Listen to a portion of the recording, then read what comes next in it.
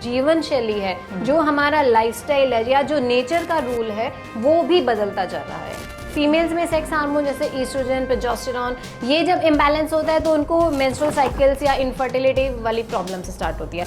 Mails के अंदर होता है जब टेस्टोस्टेरॉन का लेवल कम हो जाता है तो उनके अंदर इनफर्टिलिटी आना स्टार्ट होता है। जब बॉडी में हार्मोन इम्बैलेंस होता है तो हमारी बॉडी में एक कॉर्टिसोल हार्मोन जो कि स्ट्रेस हार्मोन है, ठीक है, ये सीधा सीधा हमारी मानसिक स्वास्थ्य पर इम्पैक्ट करता है।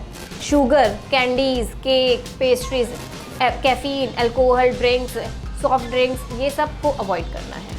आहार ही परम औषधम, ठीक है, आहार हमारा जैसा है, अगर आहार ठीक है तो हमें औषध की जरूरत नहीं है।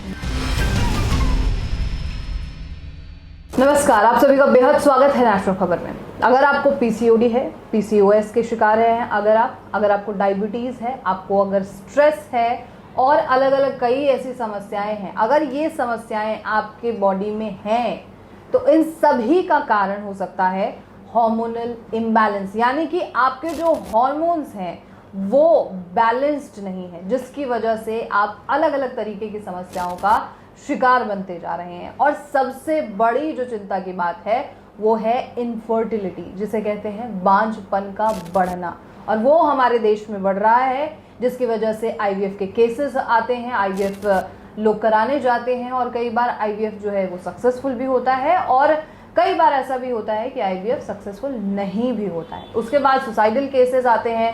कई बार ऐसा होता है कि महिलाओं की या पुरुषों की के विवाह में भी जो है काफ़ी ज़्यादा चिंताएं पैदा होना शुरू हो जाती हैं।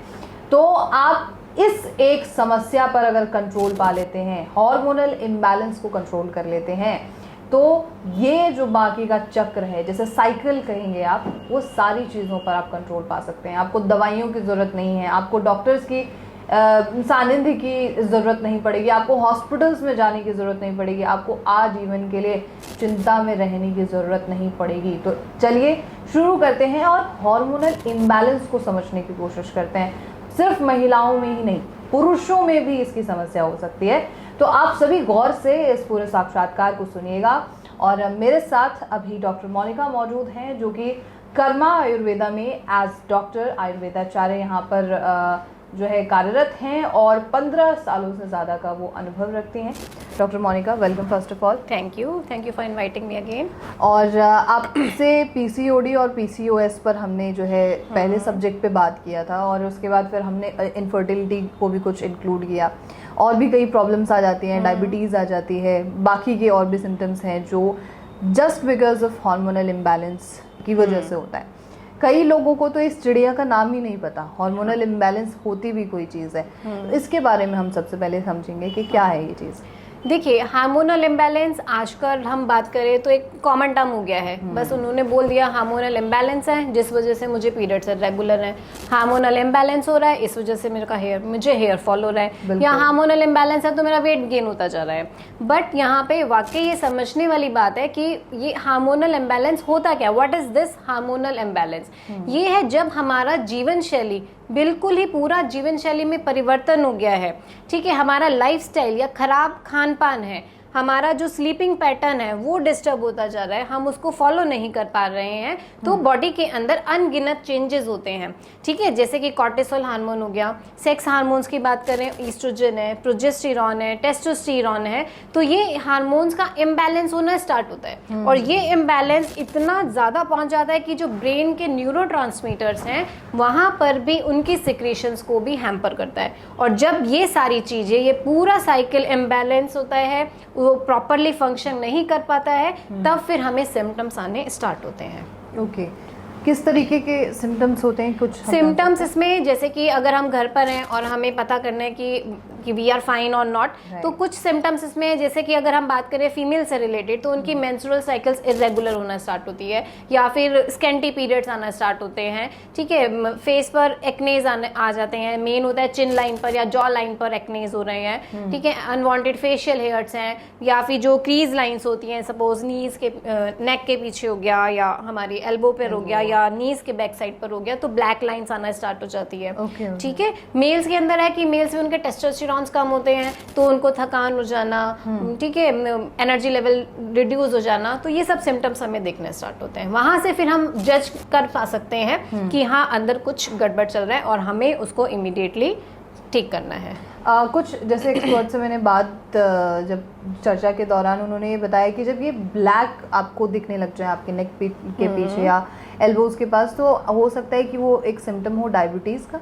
हाँ नहीं, डायबिटीज का वो मेन होता है इंसुलिन रेजिस्टेंस, और ये होता है हमारा पीसीओडी में। ठीक है, पीसीओडी है जब वो पीसीओएस में कन्वर्ट हो रहा है तो इंसुलिन उसके अंदर एड ऑन हो गया है। तो जब ब्लैक लाइंस आती है उसको, ठीक है, या फिर यहाँ पर आ रहा है, नीज के बैक पे आ रहा है या नेक के बैक पर आ रहा है, हाँ। तो फिर वो इशारा करता है कि पीसीओडी आपका बढ़ रहा है। ठीक है। अक्सर जब हम हार्मोनल इम्बैलेंस की बात करते हैं तो जितनी भी समस्या है उसे ट्रांसफर कर दिया जाता है वुमेन्स के ऊपर। हाँ। कि महिलाओं में ही ये चीज होती है, लेकिन एक चीज है कि पुरुषों में भी तो ये चीज हो सकती है। हाँ। तो मेल्स में किस तरीके से? मेल्स में देखो, हार्मोनल इम्बैलेंस, कॉर्टिसोल की बात करें, हाँ। जो स्ट्रेस हार्मोन होता है वो तो दोनों का सेम है। मेन डिफरेंस आता है जब हमारा सेक्स हार्मोन्स जब इम्बैलेंस होते हैं। फीमेल्स में सेक्स हार्मोन जैसे ईस्ट्रोजन, प्रोजेस्टेरॉन, ये जब इम्बैलेंस होता है तो उनको मेंस्ट्रुअल साइकिल्स या इनफर्टिलिटी वाली प्रॉब्लम से स्टार्ट होती है। मेल्स के अंदर होता है जब टेस्टोस्टेरॉन का लेवल कम हो जाता है तो उनके अंदर इनफर्टिलिटी आना स्टार्ट होता है, उनके अंदर स्पर्म काउंट कम होता है, उनका एनर्जी लेवल कम होना स्टार्ट होता है, उनके अंदर फिर चिड़चिड़ापन, अवसाद रहना, डिप्रेशन होना, तनाव, फिर वो उनके साथ स्टार्ट हो जाता है। ओके। आजकल के जो युवा हैं, चाहे वो मेल्स हो फीमेल्स हो, और सिर्फ युवा ही क्यों, जो बाकी के बुजुर्ग हो गए या बच्चे भी हैं, उनमें हार्मोनल इम्बैलेंस होने के पीछे सबसे बड़ा कारण क्या हो सकता है? देखो, इसमें सबसे बड़ा कारण है हमारी बदलती हुई जीवन शैली। ठीक है, जैसे जैसे हम ग्रो तो कर रहे हैं लेकिन जो हमारा जीवन शैली है, जो हमारा लाइफस्टाइल है या जो नेचर का रूल है, वो भी बदलता जा रहा है। ठीक है, जैसे हमारा सुबह का ब्रेकफास्ट मिस हो रहा है, रात को हम लेट नाइट स्लीप्स कर रहे हैं, लेट नाइट आउटिंग्स हो रही है, खाने के अंदर रात को अगर हम खाना खा लिया, मील हमने प्रॉपर लिया, डिनर, उसके बाद फिर हम दोबारा से कुछ खा रहे हैं, मंचिंग कर रहे हैं। ठीक है, पार्टीज के अंदर अल्कोहल चल रहा है, कैफीन चल रहा है, स्मोकिंग चल रहा है, तो ये सारी चीज़ें कहीं ना कहीं हमारे हार्मोन्स को इम्पैक्ट कर रही हैं और फिर उसका रिजल्ट हमें बीमारियों के रूप में देखने को मिल रहा है। बिल्कुल सही बोल रहे हैं आप। हार्मोनल इम्बैलेंस, हम ज़्यादातर जब ये वर्ड आता है तो एक तो मेल और फीमेल वाला डिफरेंस आता है, दूसरा डिफरेंस आता है फिजिकल एंड मेंटल पे। हम सोचते हैं कि सिर्फ हमें शारीरिक जो चीज़ें हैं उस पर असर पड़ रहा है, बट वो मेंटली भी असर पड़ रहा होता है। हाँ। तो मेंटली जो चीज़ें बढ़ रही हैं या प्रॉब्लम्स बढ़ रहा है, स्ट्रेस बढ़ रहा है, उसे किस तरीके से देखा जाता है? देखो, जब बॉडी में हार्मोन इम्बैलेंस होता है तो हमारी बॉडी में एक कॉर्टिसोल हार्मोन, जो कि स्ट्रेस हार्मोन है, ठीक है, ये सीधा सीधा हमारी मानसिक स्वास्थ्य पर इम्पैक्ट करता है। अब कॉर्टिसोल बढ़ेगा, जैसे ही स्ट्रेस हार्मोन बॉडी के अंदर बढ़ा, चिंता, तनाव, स्ट्रेस, डिप्रेशन, ठीक है, अवसाद, ये सारी चीज़ें उसमें ऐड ऑन होना स्टार्ट होती है। और जब वो और ज़्यादा स्टार्ट होता है तो बॉडी के जो हैप्पी हार्मोन्स हैं, ठीक है, या जो हमारे शरीर के न्यूरोट्रांसमीटर्स हैं जिसको ब्रेन ने रिलीज करना है, वो भी डिप्रेस हो जाता है। और जैसे ही वो डिप्रेस हुआ, चीज़ें ऑटोमेटिकली बढ़ना स्टार्ट होती हैं और फिर वहाँ से वो मानसिक स्वास्थ्य उसका डिस्टर्ब हो जाता है और वो कम्प्लीटली डिप्रेशन में चले जाते हैं। बिल्कुल। तो डिप्रेशन में अगर जाने से बचना है, डिप्रेशन एंजाइटी में जाने से बचना है, तो हार्मोनल इम्बैलेंस बैलेंस करना बहुत ज़रूरी होता है, राइट? तो इसे बिना मेडिसिन के किस तरीके से किया जा सकता है? देखो, इसके लिए हमें अपना पूरा लाइफस्टाइल पे ध्यान देना है। ठीक है, जैसे हमारी एक कहावत भी है, जैसा अन्न वैसा तन। बिल्कुल। ठीक है, तो हमें अपने सबसे पहले ध्यान रखना है हम खाना क्या खा रहे हैं। ठीक है, अगर आपका जो डाइट है कि वो आपके हिसाब से या आपकी डिजीज के हिसाब से, या आपको पता है कि मुझे ये प्रॉब्लम होने वाली है या ये वाला प्रॉब्लम चल रहा है, कभी भी आ सकता है, तो हमें वहीं पर ही हमें अलर्ट हो जाना चाहिए कि मुझे ये अवॉइड करना है, मेरे को इतना अमाउंट में खाना है, ये मेरा पैटर्न है, इसके बाद मुझे नहीं खाना है। तो ये चीज़ें हमें फोकस रखनी है। दूसरा, इसके अंदर सबसे इम्पॉर्टेंट है गट मेंटेन करना। जो हमारी इंटेस्टाइन है वहाँ पे टॉक्सिक इकट्ठा नहीं होना चाहिए, क्योंकि वो डिटॉक्सिफिकेशन का काम वहाँ से करना है। तीसरा आता है हमारा योगा, जो कि हमारी फ्री रेडिकल्स या ऑक्सीडेटिव स्ट्रेस को कम करना है। हमें बैठे नहीं रहना है, एक्टिव लाइफस्टाइल अपनाना है, वर्कआउट टाइम है तो वर्कआउट करें, योगा का टाइम है योगा करें, सुबह करें शाम करें, लेकिन हाँ एक्टिव लाइफस्टाइल अपनाना बहुत ज़रूरी है। बिल्कुल सही है। क्या इसमें कोई मतलब डाइट का भी एक बहुत बड़ा फैक्टर रहता है, तो किस तरीके की डाइट लेनी है, इस पर कुछ आपको? देखो, हार्मोन्स इम्बैलेंस के अंदर या फिर हम बात करें कि हार्मोनल चेंजेस ना ही आए, ठीक है, उसके लिए हमें लेना है हेल्दी ऑयल्स।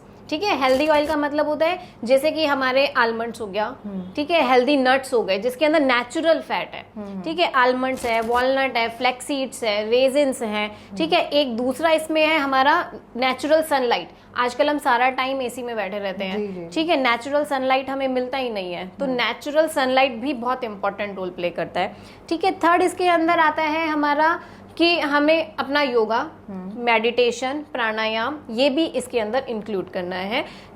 फोर्थ आता है कि हमें जो भी है जैसे चीनी, sugar, candies, cake, pastries, caffeine, alcohol drinks, soft drinks, ये सब को अवॉइड करना है। तो इन बेसिस पर हम अपने लाइफस्टाइल को मेंटेन करके चीज़ों से बच सकते हैं। बट आज के जो हमारा जो समाज है, जो हमारा जो लाइफस्टाइल है, उसकी विडंबना यही है कि हम इन सब चीज़ों से दूर नहीं रह सकते हैं, क्योंकि हमें ऑफिस जाना ही जाना है, हमें चाय चाहिए ही चाहिए, हमें कॉफ़ी चाहिए ही चाहिए, ऑफिस पार्टीज़ हैं तो अल्कोहल हो ही जाएगा, वो सिगरेट्स चाहिए ही चाहिए, उसके बाद जो है उन्हें कटिंग टी चाहिए ही होगी।